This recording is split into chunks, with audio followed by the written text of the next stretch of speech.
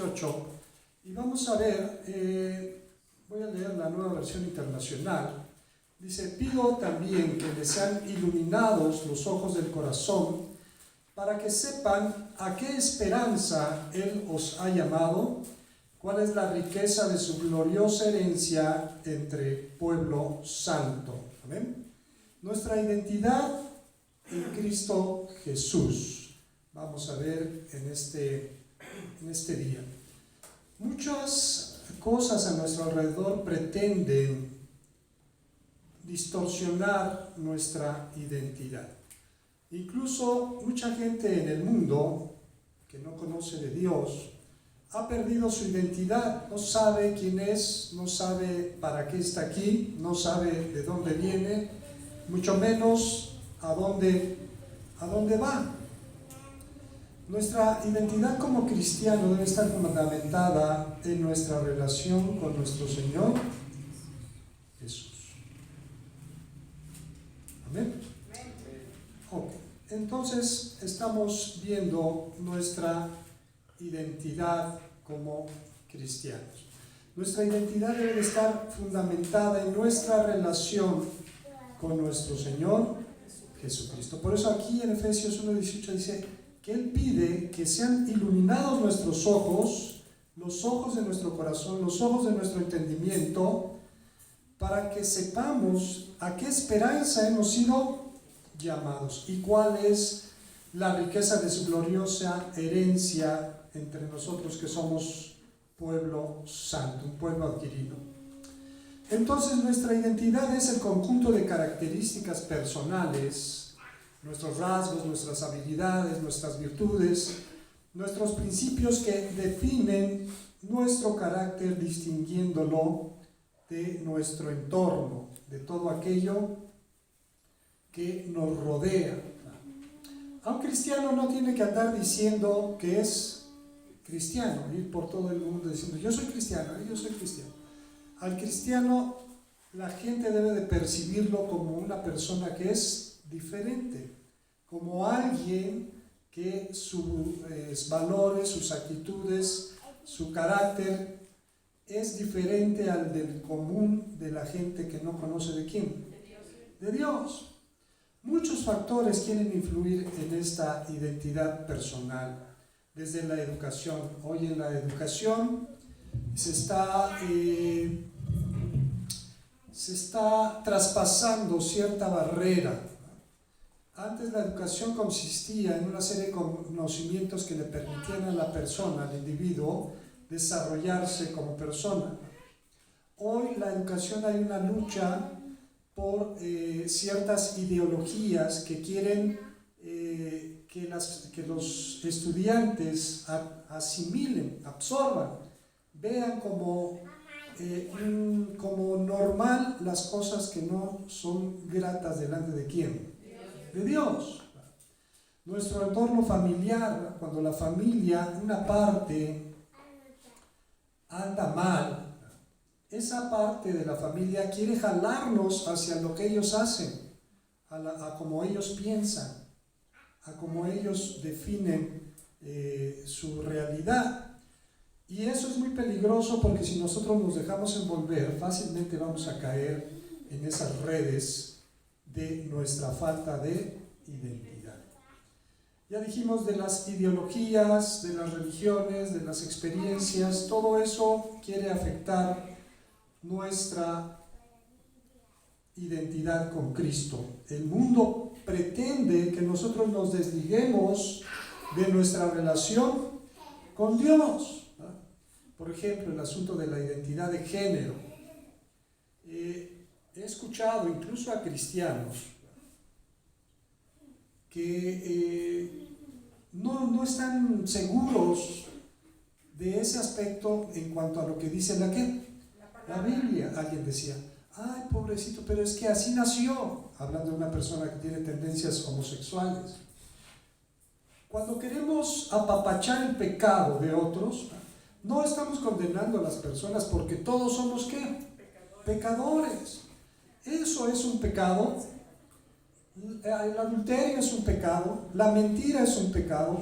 Dios aborrece ¿qué? el pecado. No podemos apapachar a quien peca. No podemos decir estas cosas están bien y estas cosas están ¿qué? Mal, de acuerdo a mi criterio, sino tiene que ser basado en lo que dice la palabra de Dios. Hoy hay un gran riesgo de muchas cosas, ¿no? Con este asunto de la inteligencia artificial. A mucha gente le va a costar trabajo distinguir lo que es real de lo que no lo es. Mucha gente ya vive una vida de fantasía. Una vida de fantasía. Voy a poner un ejemplo y usted quizás conozca a alguien o a lo mejor está cayendo en ese mismo caso, ¿no? Mucha gente no está a gusto con su vida, con su trabajo, con su familia y se involucran en el asunto de las redes sociales y allí aparentan una vida que ellos no viven, ¿verdad? Dicen que comen, a dónde van, qué compraron, aunque es falso todo eso, ¿verdad? Y según ellos están muy contentos porque tienen amigos de muchos países, en muchos lugares. Simplemente están viviendo una vida en la fantasía, una vida que no es real. Y no llega un momento en que ya no distinguen entre lo que es real y de lo que no lo es. Nosotros no podemos apapachar el pecado. Incluso la Escritura dice que si vemos a un hermano que anda mal, que anda en pecado, que anda en rebeldía, dice, no le llames ni siquiera hermano, ni lo saludes, ni le digas bienvenido, ni lo recibas ¿en dónde? En tu casa. ¿Por qué? ¿Porque Dios es malo? No, porque Dios quiere que esa persona entienda que lo que está haciendo está ¿qué? Pero si tú lo apapachas y tú dices, ay, sí, no pasa nada, tú síguele así, pues esa persona ¿qué? Va a seguir así. Pero al final de cuentas, ¿quién va a tener también la culpa? Porque a nosotros Dios nos va a llamar a cuentas. Entonces hay muchas cosas que pretenden distorsionar nuestra identidad en Cristo. Hoy el mundo se basa en el materialismo, en el consumir cosas. Hay gente que no tiene para comer y dice, no, esta persona tiene mucha necesidad, pero su teléfono siempre tiene saldo. Prefiere no comer a quedarse desconectado. Hay gente que ya tiene un teléfono muy bonito, muy bueno, pues sale uno mejor. Esa persona ¿qué? Quiere. Siempre ese anhelo de tener ¿qué? Más y más y más. Y pues las empresas están felices porque esa es la idea que ellos tienen, ¿no? ¿Vender qué? Vender más. Y nosotros como cristianos no debemos de caer también en ese tipo de actitudes, de situaciones. En muchos lugares se pretende en la educación decir que Dios no existe. Y nosotros lo pasamos por alto, pero no. Dios existe, Dios es real. Dios debe de ser nuestro primer lugar en todas las cosas. Hemos visto este ejemplo en Daniel, vamos a ir capítulo 1, versos del 3 al 8, cuando lo que se pretendía por el reino de Babilonia, los babilonios cuando deportaban a las personas, las llevaban cautivas, conquistaban un reino y seleccionaban a personas y se las llevaban a vivir a otro reino. Ellos con esto pretendían minar, destruir su identidad como pueblo, su identidad como nación.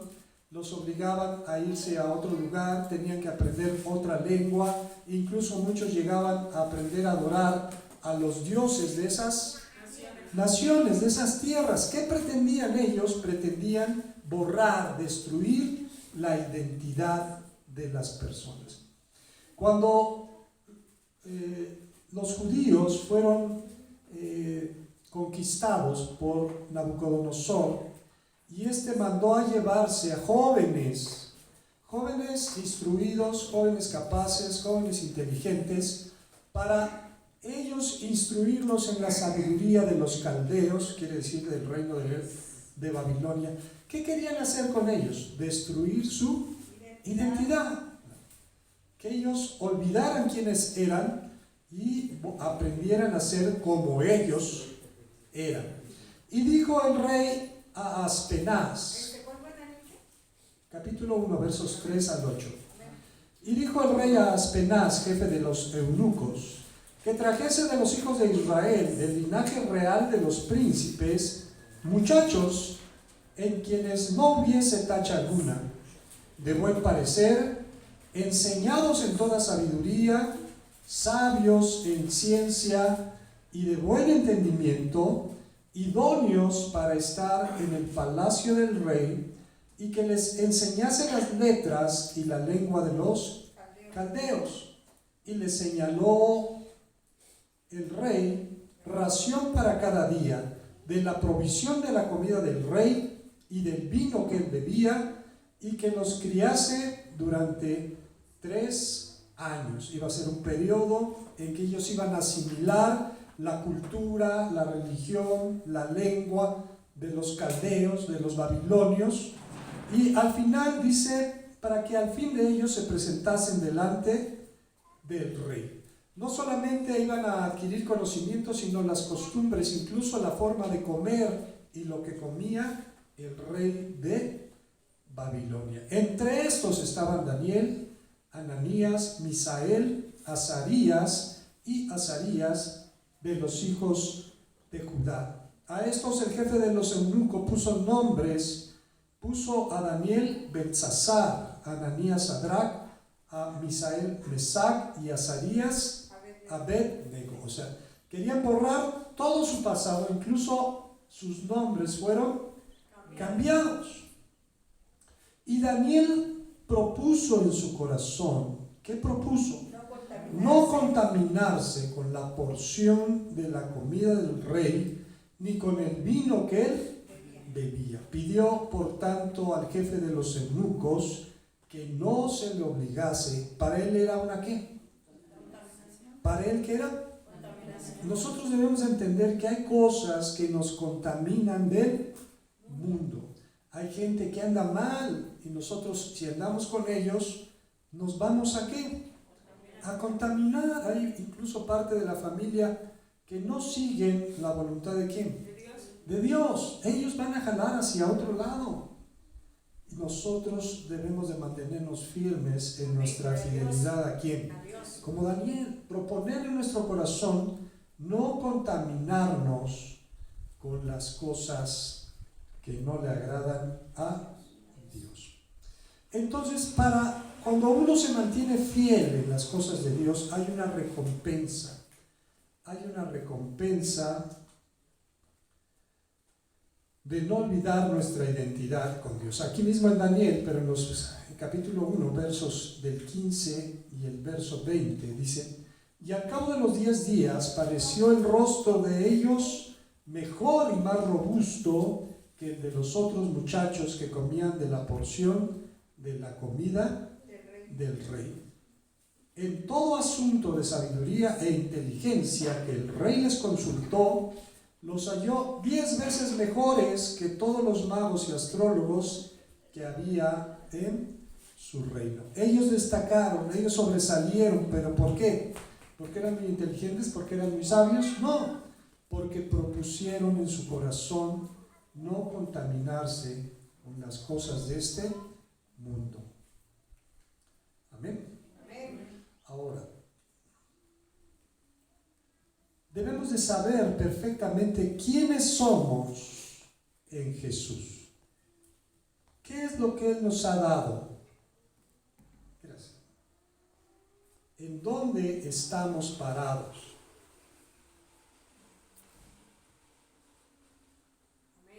¿Ok?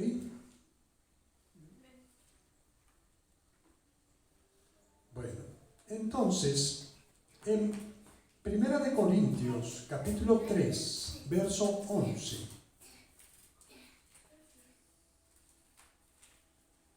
Debemos entender cuál es nuestro fundamento, qué es lo que le da razón a nuestra vida, qué es lo que le da dirección, qué es lo que le da peso, qué es lo que lo diferencia. 1 Corintios, capítulo 3, versículo 11, dice: porque nadie puede poner otro fundamento que el que está puesto, cual es Jesucristo. ¿Cuál debe de ser el fundamento? Nuestro Señor Jesucristo. Debemos de tener solamente una fuente de sabiduría. El mundo tiene una sabiduría, pero dice la Escritura que esta sabiduría del mundo es humana. Y no solamente es humana, es que diabólica. Quiere decir que está influida ¿por quién? Por el diablo. Proverbios capítulo 5, versos 1 y 2. Voy a leer la Nueva Versión Internacional. Dice: Hijo mío, pon atención a mi sabiduría y presta oído a mi inteligencia, para que al hablar mantengas la discreción y retengas el conocimiento. Tenemos que recibir la sabiduría de Dios, la inteligencia ¿de quién? De Dios. Y solamente lo vamos a adquirir a través de la palabra de Dios. Por eso debemos de leer la Biblia todos los días. Por eso debemos de meditar en la palabra todos los días.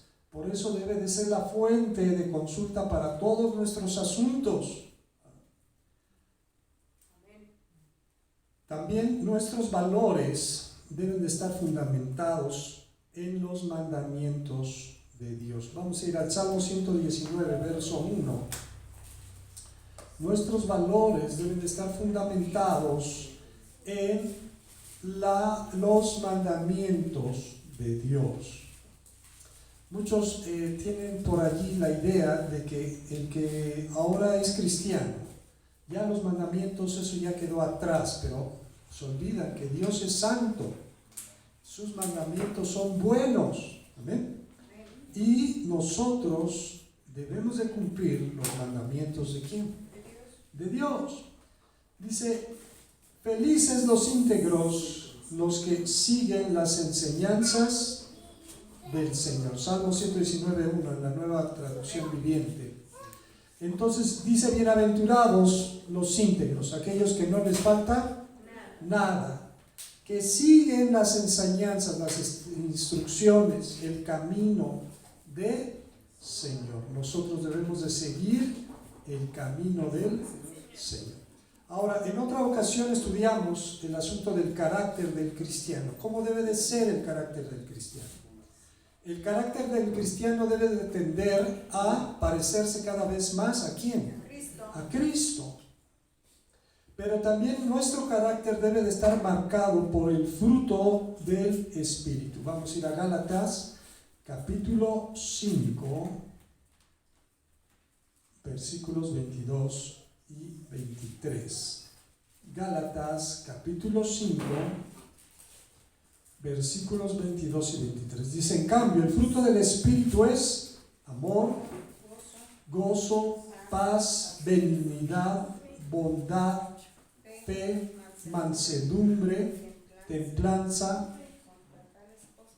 Contra tales cosas no hay ley. ¿Ese es qué versículo es? Es el 22, 23, 22 y 23. Ok. Entonces, esos frutos del Espíritu son los que deben de estar presentes en nuestra vida. Deben de marcar nuestro carácter. Pero si usted, en vez de tener gozo y de tener paz, tiene amargura, tiene ira, tiene maledicencia, es una persona desagradecida, es una persona que no valora lo que Dios le ha dado, su carácter no está siendo formado de acuerdo a la voluntad de ¿quién? De Dios. Tenemos que dejarnos moldear como el barro en las manos del alfarero. Dice, vamos a ver que nuestra vida espiritual debe de ser saludable. Primera de Timoteo, capítulo 4, versículo 8.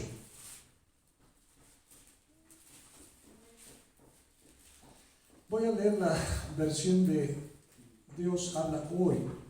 Dice: porque aunque el ejercicio físico sirve para algo, la piedad es útil para todo, porque tiene promesas de vida para el presente y para el futuro. Hoy hay un boom del asunto de una vida saludable. La gente quiere comer saludable, la gente quiere hacer ejercicio. Hoy son grandes empresas las que tienen gimnasios, ¿verdad? Y la gente va y se registra y pasa varias horas haciendo ejercicio, ¿verdad? Y todo dice aquí la Escritura que es bueno, sirve de algo, pero hay algo que es mejor y que es más importante, la piedad, que es la devoción a ¿quién? A Dios. A Dios, la devoción a Dios. Estaba viendo, como un paréntesis nada más, estaba viendo un documental de algunas personas que son fisicoculturistas, de estos que se presentan en concursos y están muy fuertes y muy grandes y sus músculos se notan mucho. Para llegar a esos niveles, muchos de ellos pasaron años y años de estar entrenando hasta 8 horas diarias en los gimnasios, levantando pesas, haciendo ejercicios, comiendo cosas, una dieta muy especial, algunos de ellos incluso hasta metiéndose sustancias no legales, ¿verdad? Y veían casos de 3 o 4 personas que se dedicaban a eso, que de repente dejan de hacer ejercicio y todo lo que ganaron en tantos años, en unos cuantos meses, se pierde, se acaba. Era como el pavo real de la obra de la Anita. Era solamente una ilusión pasajera. Pero dice la piedad, la devoción a Dios, la búsqueda de Dios, el temor de Jehová, tiene promesas para esta vida y también para la venidera. Es algo que no se va a terminar, es algo que no se va a acabar, es algo que va a permanecer para siempre. Amén. Entonces, nuestra identidad en Cristo debe de estar bien fundamentada, bien arraigados debemos de estar en todas las cosas que emprendamos para el Señor. Y les decía que a veces es muy fácil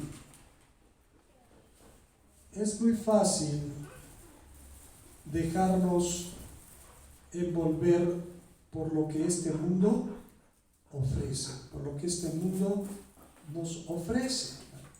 Vanidad de vanidades, dice la Escritura, todo esto es vanidad. Entonces, la vanidad de esta vida debe de estar alejada de nosotros, porque dice, ya no vivimos para nosotros, sino ahora vivimos ¿para quién? Para Cristo. El apóstol Pablo llegó a definirlo de esta manera. Dice, mas ya no vivo yo, mas vive Cristo en mí. Y lo que ahora vivo en la carne, ¿qué hace? Lo vivo en la fe en el Hijo de Dios, el cual me amó y se entregó por mí. Amén. Entonces también en Filipenses dice que hay en nosotros este mismo sentir que hubo en Cristo Jesús, el cual siendo en forma ¿de qué? De Dios, no escatimó el ser igual a Dios como una cosa que aferrarse, sino que se despojó. Dice que se despojó a sí mismo, tomando forma de siervo. Y estando en esa forma de siervo, dice que fue obediente ¿hasta dónde? Hasta la muerte. Y muerte de cruz. Filipenses capítulo 2.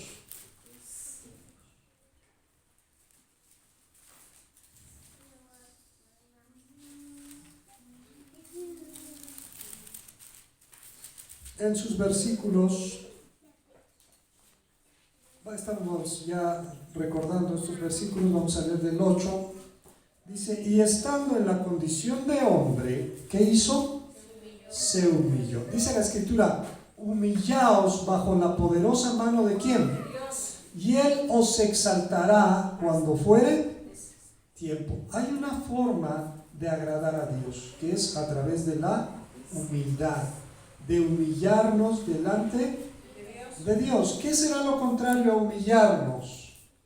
La soberbia, la arrogancia, el pensar que nosotros no lo merecemos todo, ¿no? Que estamos aquí como haciéndole un favor ¿a quién? A Dios. Y no, dice, Él se humilló a sí mismo haciéndose obediente. ¿Obediente hasta dónde? Cuando Jesús clamaba en el huerto y le decía, Padre, si es posible pase de mí esta copa, pero no se haga mi voluntad, sino la tuya. Y nosotros nos aferramos a nuestra voluntad. Queremos que Dios haga las cosas a mi manera, a mi tiempo, a lo que yo quiero, a lo que yo espero, a como a mí me conviene. Y esto no es así. Debemos de ser obedientes. Obedientes como Cristo. Dice que Él fue obediente hasta la muerte.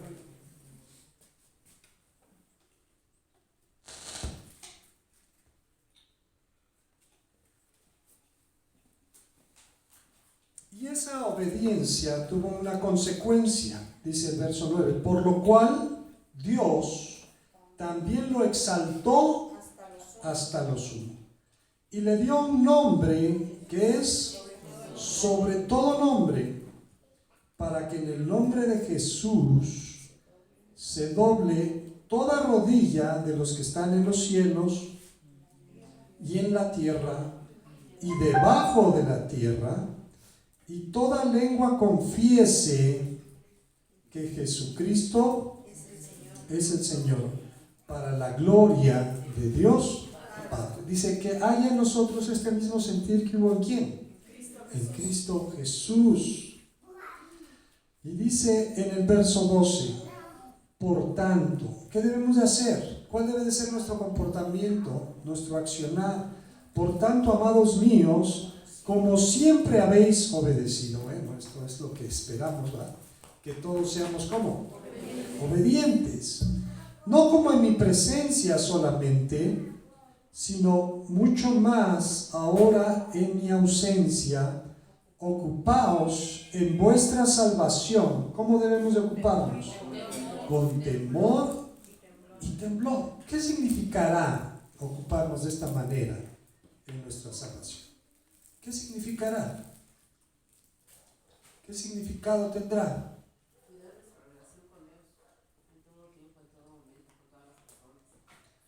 Ayer estábamos platicando antier con unos hermanos y en la plática salió la siguiente reflexión, diciendo, las cosas de Dios son cosas serias. No es un ¿qué?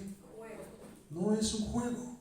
Ocuparnos de nuestra salvación en este sentido quiere decir eso, precisamente, que debemos de valorar nuestra relación ¿con quién?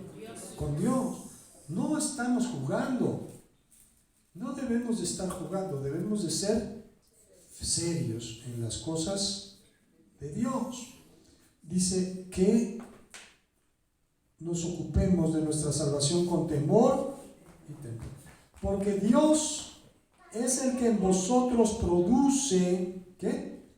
Así el querer como el hacer por su buena voluntad. Lógicamente, que está hablando aquí de los que se dejan guiar por quién?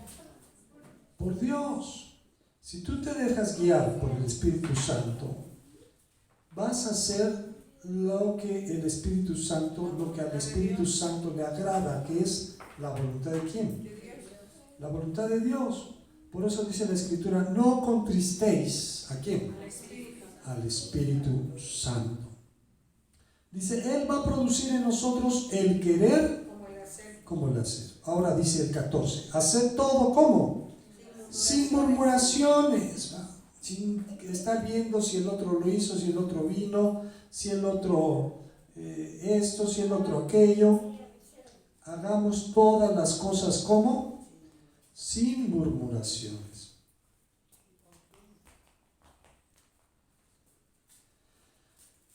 Ni tampoco con contiendas, así como para andar pleiteando y que tú y que yo y que aquel, no, sino debemos hacer las cosas para agradar ¿a quién? Para agradarlo agradarlo con todo nuestro corazón.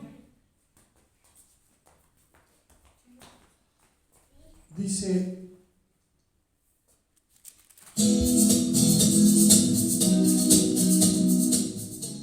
para que seamos como irreprensibles y sencillos. Aprended de mí que soy manso y humilde de corazón. Hijos de Dios, pero hijos de Dios ¿cómo? Sin mancha.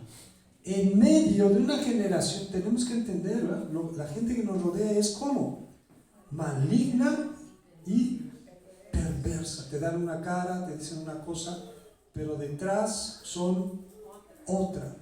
En medio, eso es lo que deberíamos de ejercitar, en medio de la cual resplandecéis como luminares del mundo. Debe de notarse la diferencia. No tenemos que andar diciéndole a todos, ay, yo soy cristiano. No, la gente debe decir, oye, yo te veo ¿qué? Diferente.